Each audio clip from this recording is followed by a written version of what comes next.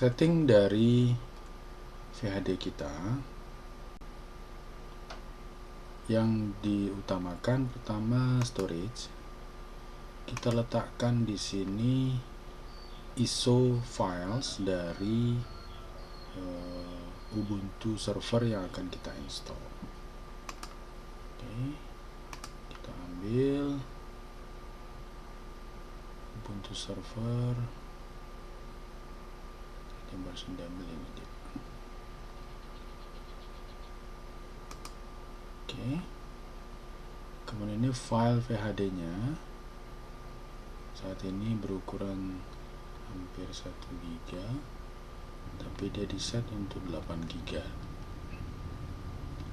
Oke, kemudian network kita set sebagai bridge adapter, kemudian attach name nya kita sesuaikan dengan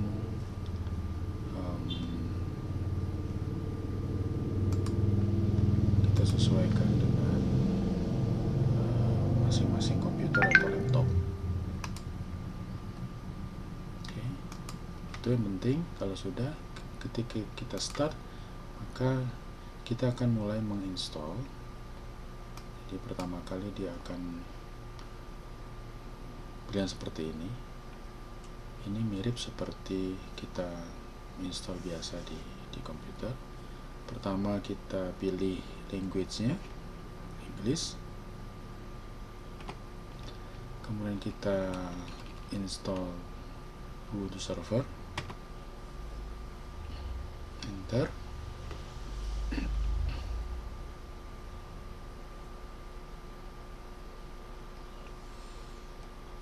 Kemudian ini adalah pilihan bahasa ketika instalasi. Di sini ada pilihan bahasa Indonesia, tapi saya lebih memilih bahasa Inggris biar sifatnya universal. Kemudian location. Nah, location ini sebaiknya kita sesuaikan dengan tempat kita berada. Kita di Asia, kemudian Indonesia, kemudian locals untuk preferences kita pilih United States, UTF-8 karakternya. Keyboard kita atau di tag kita sudah di tag, kita pakai English US.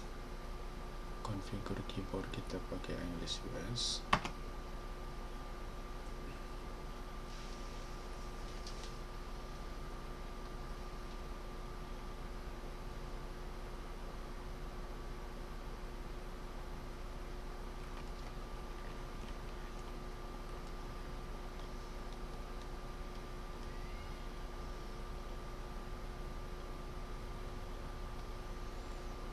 Ya, dia akan loading additional komponen. Kita tunggu sebentar.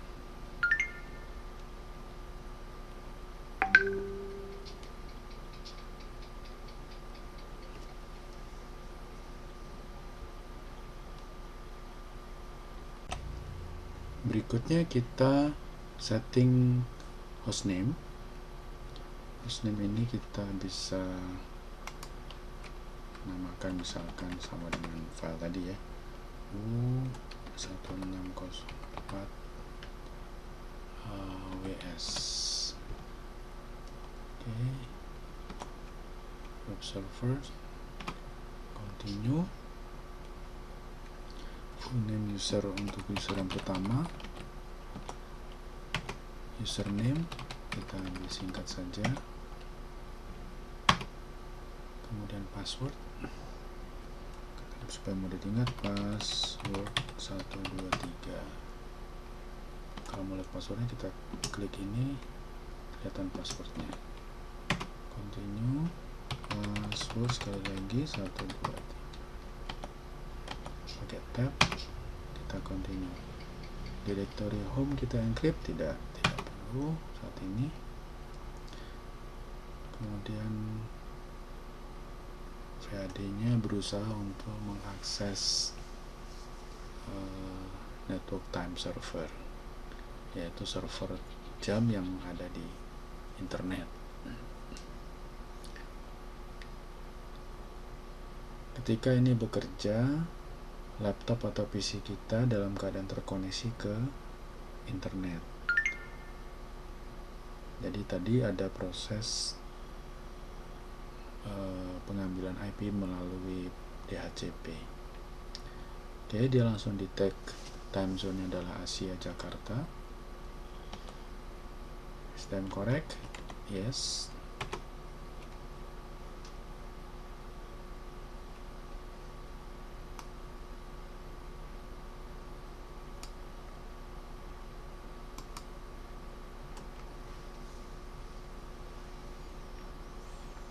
Kemudian partition, nah ini partition.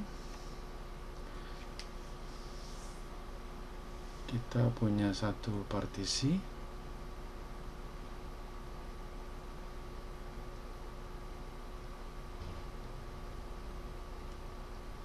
Kita unknown.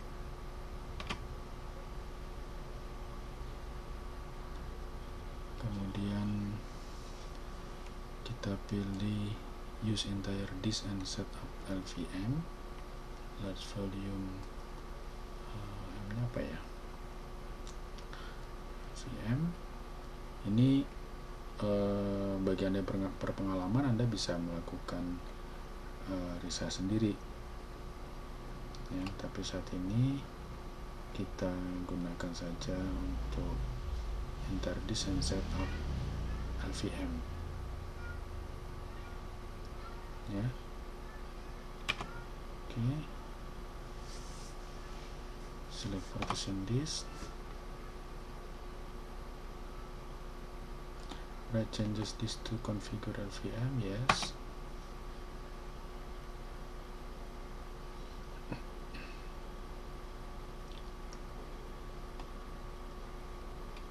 Ini juga kita continue saja, amount volume group,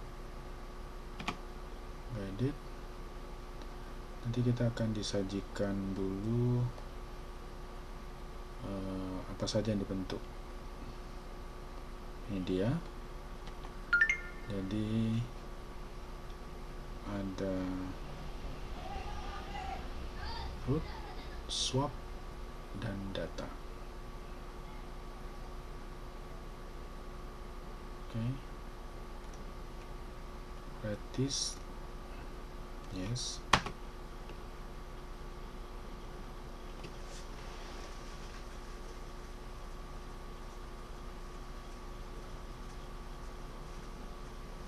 Ada directory input tadi, kalau Anda perhatikan. Dan sekarang nih proses copy atau install sistem ke VHD, terutama sistem-sistem yang akan digunakan dalam proses instalasi.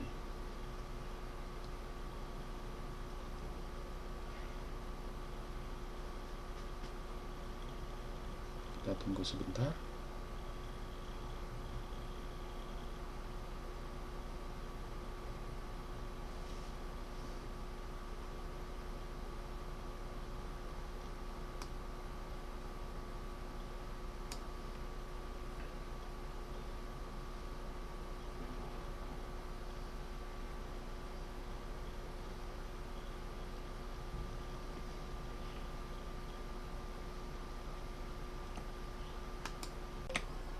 Oke, selanjutnya kita ditanya apakah menggunakan proxy. Kali ini kita tidak menggunakan proxy. Berikut kamu lanjut kembali configuring apt. Kita melakukan retrieving sekitar 63 files.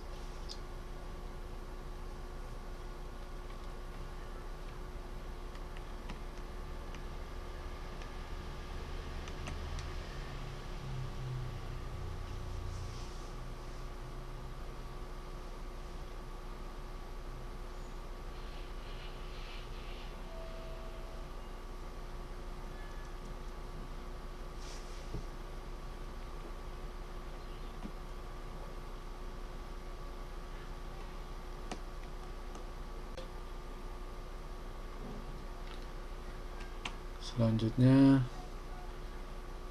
memasang software tambahan. Kali ini kita diminta mengaktifkan apakah akan ada proses install security update secara otomatis atau kita terkoneksi dengan manage sistemnya Canonical yang namanya Landscape.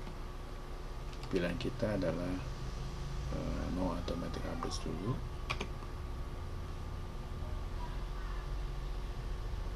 Kemudian software apa saja yang akan diinstal. Pertama, dalam server ini kita butuh untuk Linux, Apache, MySQL dan PHP. Postgres sementara kita tidak install dulu. Standard System Utilities iya.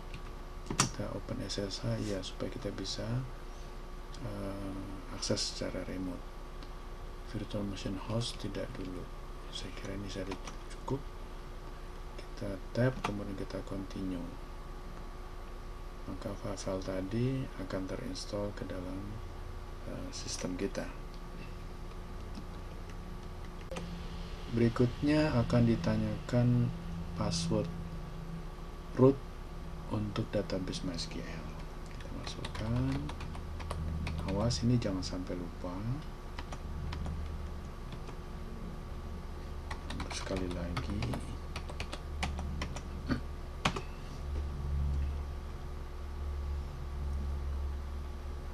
Instalasi berlanjut. Berikutnya install group bootloader. Yes.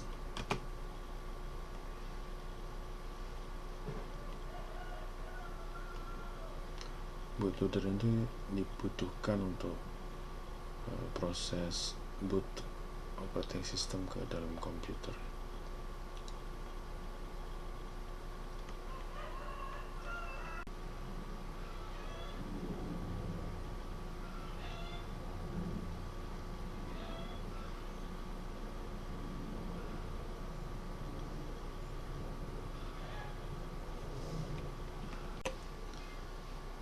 Baik, sampai di sini instalasi kita sudah selesai. Hanya saja kita perlu merubah setting boot yang ada di virtual mesinnya. Kalau Anda perhatikan di sini boot ordernya itu masih optical, floppy, lalu hard disk. Ya, jadi kalau kita lihat di setting, kemudian kita lihat di sistem, ini masih optical dulu. Artinya CD-ROM kita dulu nanti dibaca, nanti kita jadinya akan install ulang lagi. Makanya ini kita urutkan, ini kita letakkan ke bawah, harddisknya kita letakkan ke paling atas.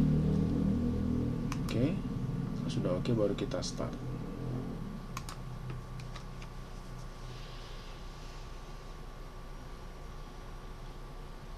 Ya, kemudian dia akan start Ubuntu servernya.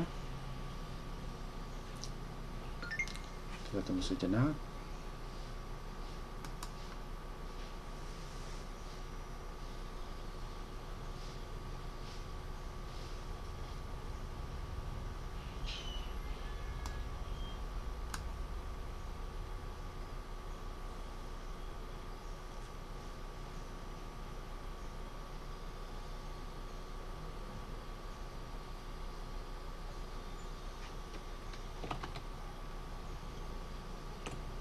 Ya, server kita sudah berhasil boot dan siap untuk digunakan. Selanjutnya kita lakukan login untuk mengetahui berapa IP yang kita dapatkan untuk file server kita. Kita login, tadi passwordnya 123. Kita cek pakai ifconfig. Kita lihat init address-nya itu nih di 192.168.100.21. Oke, itu menjadi IP daripada server kita saat ini. Ya, coba kita ambil sebuah browser, kita masukkan IP-nya 192.168.100.21. Ya, it works. Ya, jadi ini adalah Apache yang berjalan di virtual machine kita.